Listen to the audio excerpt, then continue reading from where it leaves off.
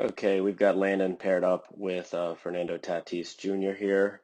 Let's take him through one time and full speed and then break it down.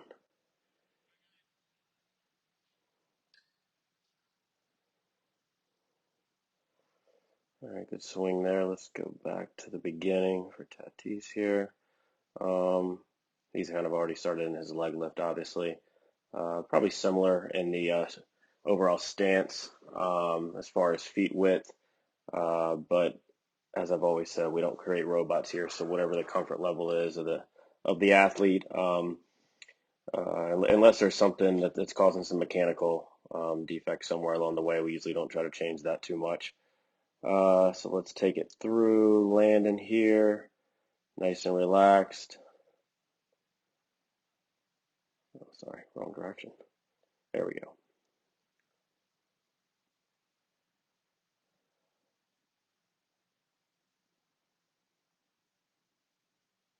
Okay, couple things here.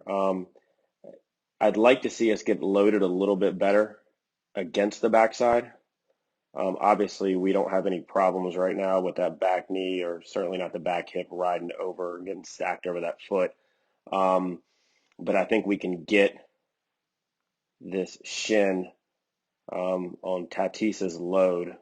You can kind of see where at that point, see how his shin and his knee are kind of turning away from the ball more towards the catcher.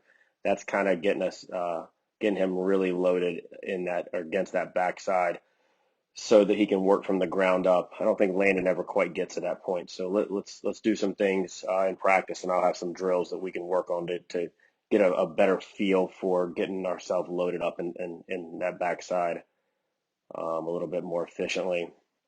Let's take it through. I think the same thing, you can kind of see that lower body starts a little too early. That's right at that point is when his front heel is landing, and we've already got. While that's a good move there, I'd like to see that back knee pinching towards home plate a little bit later. I will say though that he is keeping the knob facing down to where the catchers would be located, just the same as Tatis does here. Um, you can kind of see where that pinching of the back knee is a little bit more delayed. He starts it here as his front heel is landing, but it's not as pronounced as Landon's is at this point in the swing. Similarities though in the knob of the bat facing down towards the catcher's feet. All good there. Let's clear these out and take Landon's swing through. Um, it seems like just we've got the lower body involved, but I feel like we're using just a lot of the upper body here and kind of just flicking the wrist and getting the bat in and out of the zone quickly. Um, I think there's some things that we want to work on, and it'll all start with the lower half, and I think that'll solve a lot of the problems here. But let's take a look at Tatis' swing, working above the ball, and then now powering through, and you'll see when I say, not getting out of the zone too quickly, his bat's still in the zone at this point in time, and we'll kind of see Landon's is now at the same point getting out of the zone. So if we're a little bit ahead of the ball there, timing's off. We always want to keep the bat in the zone as long as we possibly can. So we'll do some things to work on that. We've got this is one little thing here, just the straightening of the front leg. That's to help stop the momentum um, forward as we're making contact with the baseball. Landon never quite gets to that point. Um, it's not bad, but I think it'll all start if we get the some better load against that backside to begin with without overcomplicating it. I think once we get to that point and do some drills to reinforce that, it'll help with a lot of the minor breakdowns that we see in the swing.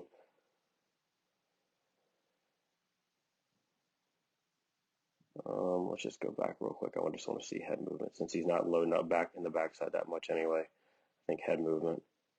You'll see a little bit of lateral. Yeah, that's fine.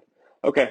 All in all, a lot of good things. I think we'll again just try to reinforce getting that load. And it's not I like to say we don't have to rush ourselves through the load. Obviously, we want a quick bat and get into the zone as quickly as we can and stay there.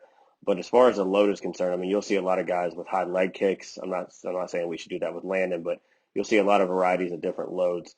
But it's not a race. So I think it's a situation where we just need to adjust our thought process. Obviously, this was just a front toss situation here.